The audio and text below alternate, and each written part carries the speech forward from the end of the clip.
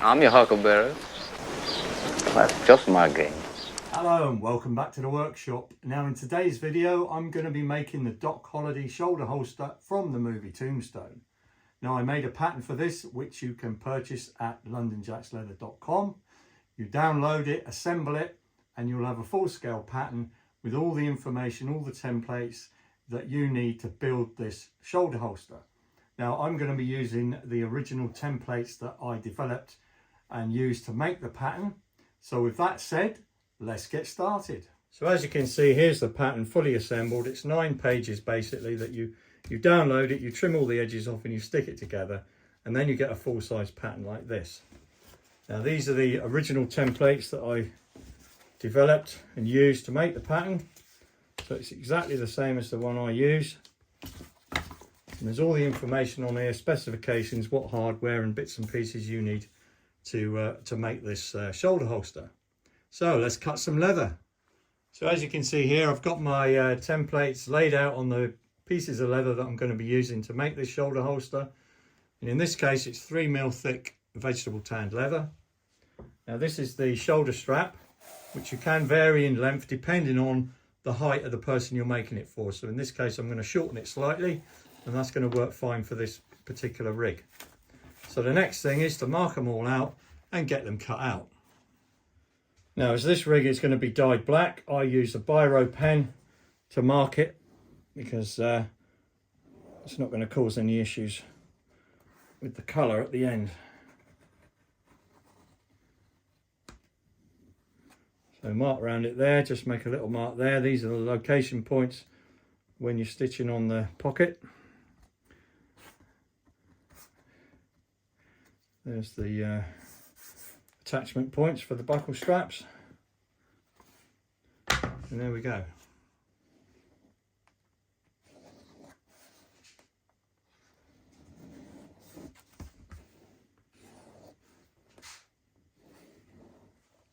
When you're cutting the shoulder strap, if you want to leave this end round like that, instead of bringing it in like this, and just use the other end just to mark it. It just makes it a little bit easier. So there we are, I've marked all the pieces out. Now I'm just going to cut them out and then I can get onto the stamping detail. Now I like using a head knife for cutting my patterns out, and make sure it's freshly stropped so it's nice and razor sharp. These do take a bit of getting used to, but I find they're absolutely fantastic. Now you can use, of course, you can use one of these, Stanley knife, box cutter or whatever. Again, make sure it's nice and sharp, fresh new blade. I know Chuck Dorset, that's his favourite weapon, as it were. He likes to use those, but I prefer the traditional saddler's head knife. Of course, you will need a decent cutting board, and I got this one from, I think this is a Tandy one.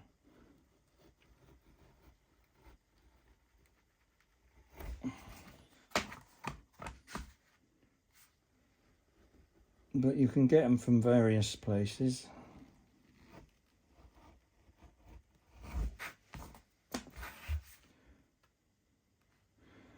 One thing doing this, you do end up with a lot of odd scraps. And of course, most of them you have to chuck them away, but like pieces like that, I think, well, I could make something with that, but I don't know. I've got a pile of scrap about 4 feet high.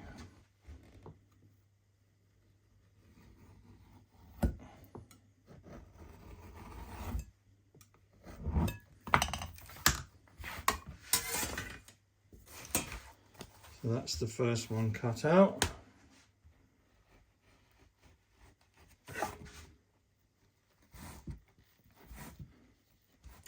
I took quite a bit of time working out this pattern to the best of my ability, based on screenshots from the actual movie and references from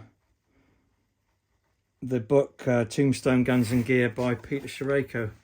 There's a few pictures in there of it. They're not particularly high resolution, but you can get the general idea of the basic pattern. I know the original was made by a guy called Rob Gang, who worked out of a shop in Prescott, Arizona. I did speak to him a few years ago, well, quite a few years ago now.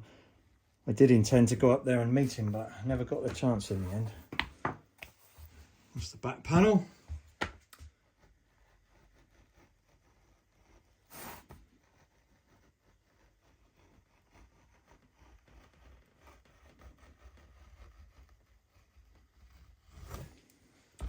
This shoulder holster was designed to be very adjustable for the actor playing the part, I suppose, to get the shot they wanted, to get the action shots they wanted.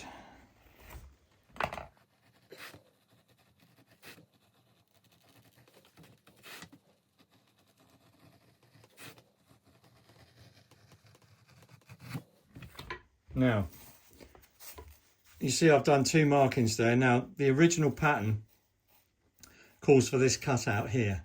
So you have a thinner bit where it attaches to where it attaches here is a thinner connection. But you don't have to do it that way. If you want to, you can just leave that as a rounded edge. It doesn't really affect it too much. It's whichever you prefer. But for the purposes of this video, I shall do it to the original pattern. So we just trim that bit out like that.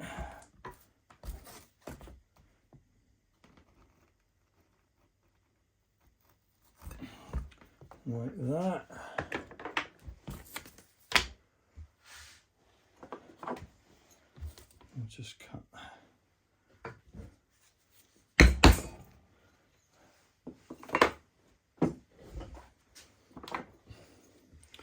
These are from Weaver Leather Supply. That's a 7/8. Absolutely amazing little tools. I've got a few of these. If you buy the full set, it's about $450, $500, but you can buy them individually. They're about $60, $70 each. Well, they were when I bought them. I tend to just buy what I need to do the job, rather than whole sets.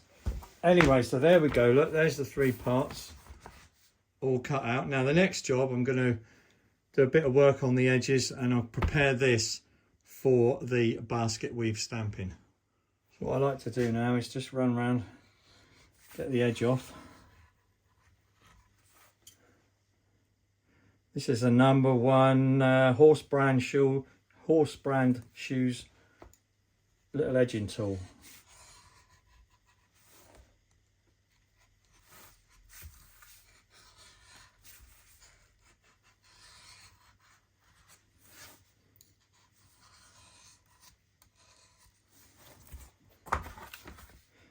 Again, you can get these from Weaver Leather Supply. They come in a kit with 5 little blades, 1 to 5. And that one there is a number 5. See, different sizes. Excellent little tool. Use it every day.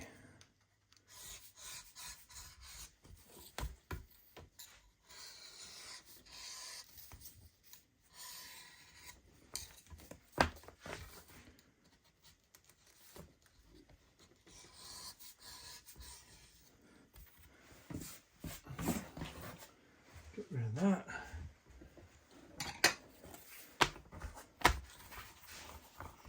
Okay, then the next important thing to do on this inside edge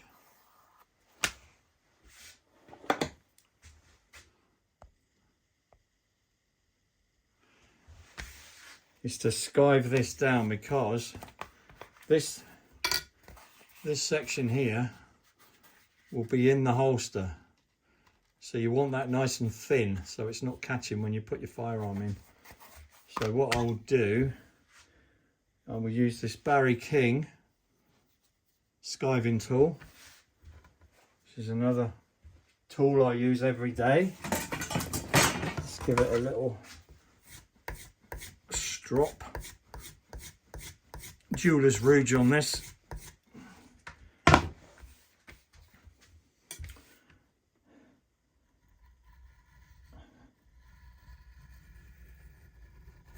Take that thickness out of there.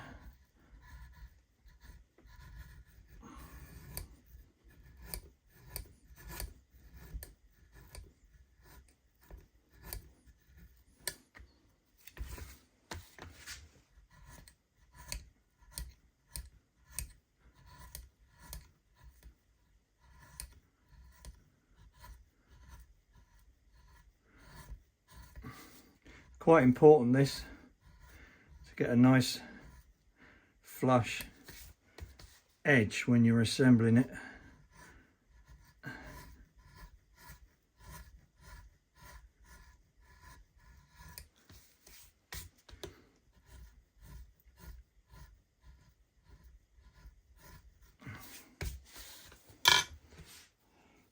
See, that's thinned down quite considerably. Happy with that. So the next thing is stitch groove. So this is a little wing divider stitch groover that I made. I adapted it or made it from standard wing divider, and then I used one of these, took the tip off, drilled it out, fixed it on the end, and this is again a handy little tool that I use all the time because it's quick to adjust. So you want to put a stitch groove in there like that, and down here,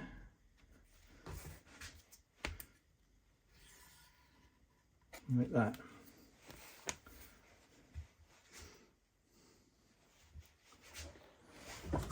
Do this one as well while I'm here. This will have a stitch groove as well. So all this will be lined. This will be lined with the suede leather. This will be lined with the smooth. I shall skive a piece of this down. So this will be smooth leather lined. So it's a nice smooth finish for your firearm. This will have suede leather on it, so it holds it to your body nicely. It doesn't move around too easily. So we just put a stitch groove in here.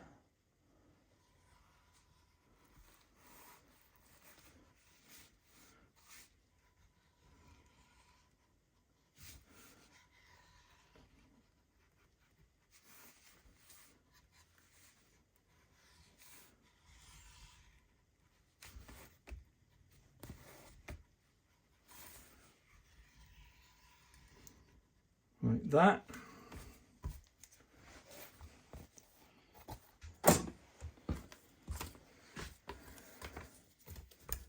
And likewise on the shoulder strap.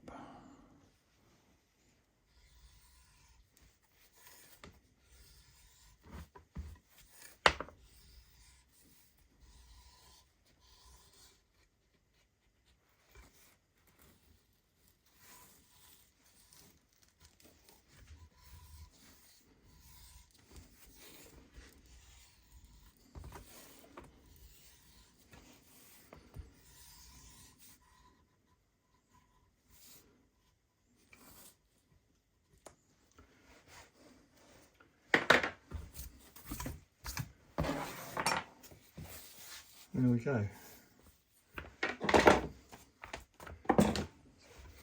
So now I'm going to soak this because that is going to need to be stamped with the arrowhead design that I believe was on the original shoulder holster. So I just use water, give it a good coat, a couple of coats of that.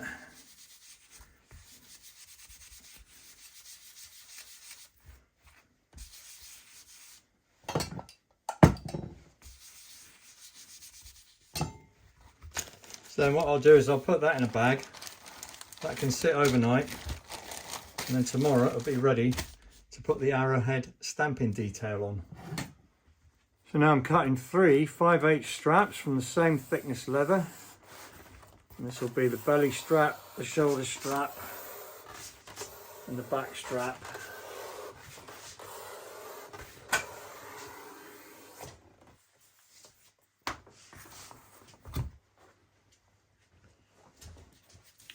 So what I'll do now with my horseshoe brand tool, this is number 1, same edge that I used on the holster, it's just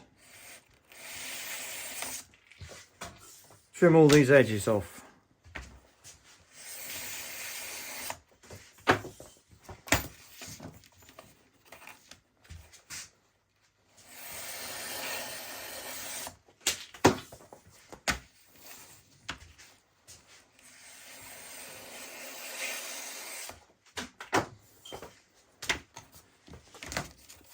This is a simple little jig that you can make.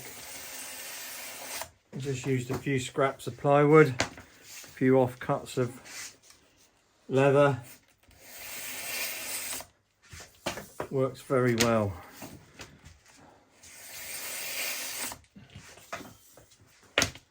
Just holds it in place while you run it through with the edger. So that's those done. They're ready for oiling and dyeing. So this is cased overnight and it's ready for stamping. I'm going to be using a craft tool, basket weave stamp, and it's X501S. One of the original tools I bought. Very nice little basket weave stamp. First thing I'm going to do is use this glass slicking tool just to dress the leather. Compresses all the fibres, makes a lovely finish. Well recommend doing that on all your projects.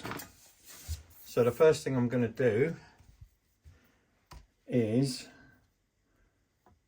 mark a little reference line down the middle. And basically you come in at an angle all the way up that centre. So I'm going to start here, heel on the line. You can see that, right? And I'll work my way all the way up.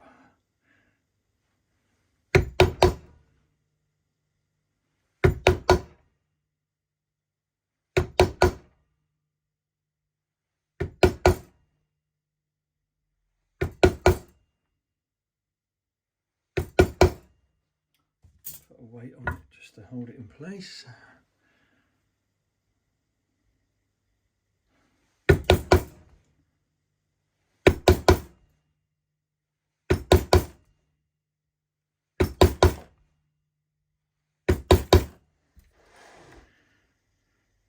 Make a little mark there, gives me a reference. And then we come in here and create the arrowhead design.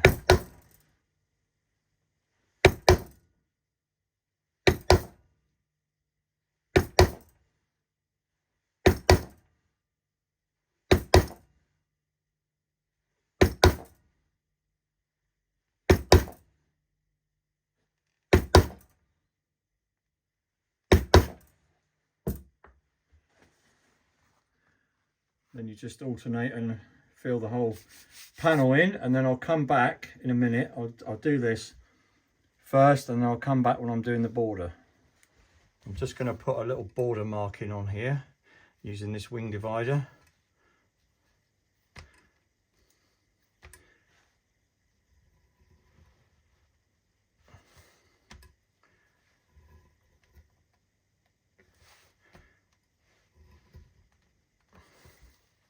Make it a double crease.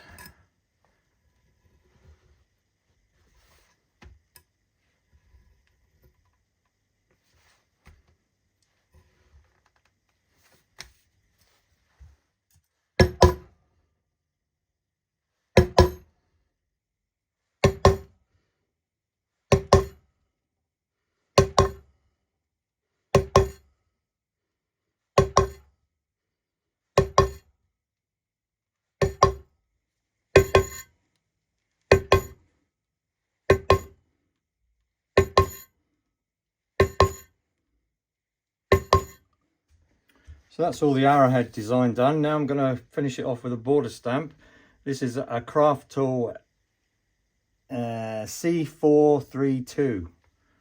Nice little tool, does a nice little border.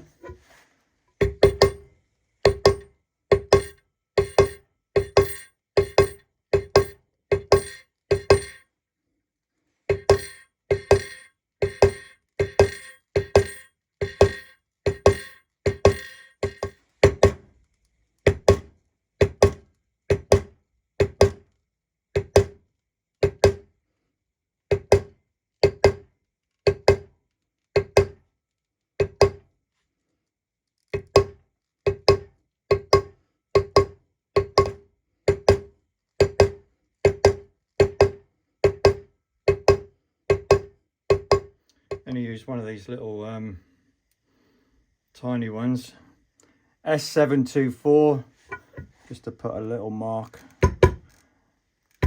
on those lines. That completes that. Now that's ready for oiling and then dyeing. Okay, so now I'm working on the shoulder strap. What I need to do is put an embossing stamping detail around each side. Now I'm going to use my little embossing wheel to do it, but equally you could use any one of these basket weave stamps just to create a nice smooth stamped edge border. Now it serves the purpose to start forming a curve. Because when you compress the fibres more on one side than the other, it naturally forms the leather into a slight curve, which helps when you're wearing the rig. So I've made a little guide mark on both sides. So I'm going to step over to my embossing wheel and just put that little detail in now.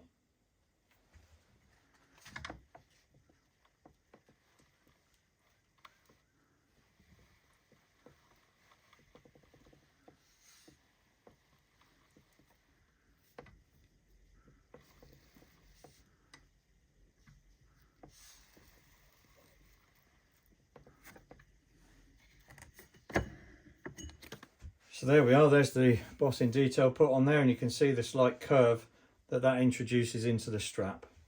So the next phase is to add some oil to all these pieces, and then we can get on to the dyeing process. One more thing to do before I apply the dye, put my maker's mark on. Put it just there.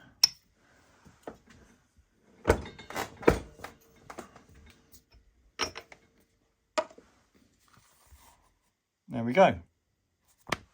So I'm going to use a pure Neats Foot oil to add to all the leather components. It's the only oil I use because it's got no mineral oil in it. It's a natural product, and I think it's really the best one to use to add to your leatherwork. Now because it's getting quite cold here in the UK, I have to warm it up. So I stick some in a jar and put it in the microwave for a minute or two, and that brings it back to a nice liquid form. Then it's just a case of simply applying a good liberal coat to all the components. Right away you can see how the leather darkens with the application of the oil. That will go light again as it soaks in. But the main thing is to get it into the leather so it helps with the flexibility and the long-term durability of the product.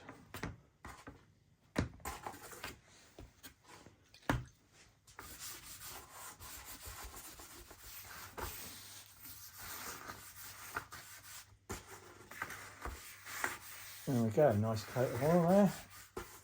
Looking good. Let that soak in for a few minutes, then I'll be ready to apply the black dye. So I'm going to be using Fibing's Black Pro dye, which is the best dye to use in my opinion. And it needn't be a messy job. I do it with a little dauber. It works quite well if you're careful.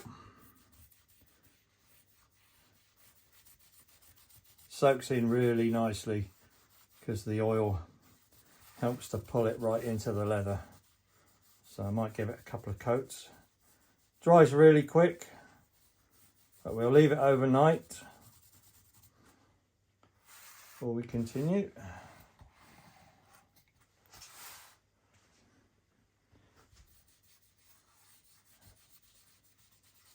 quite satisfying actually, adding the dye.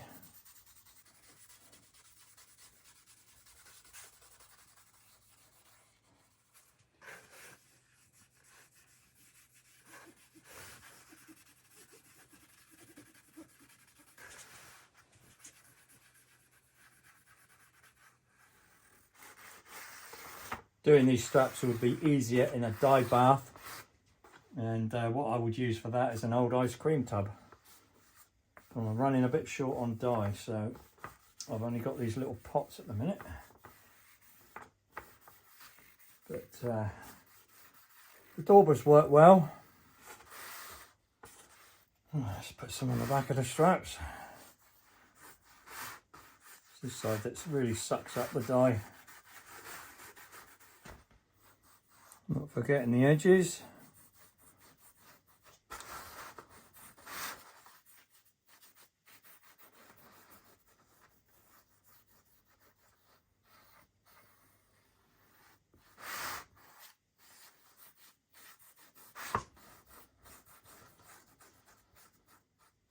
Well, that's it for this video. I'm going to let these pieces dry out overnight, and in the next video I shall be fitting the lining and assembling all the pieces and parts into the final finished product. So I hope you've enjoyed watching and building along if you're building your own shoulder holster. Thanks again for watching. See you in the next one. Bye for now. I'm your huckleberry. Your daisy if you do.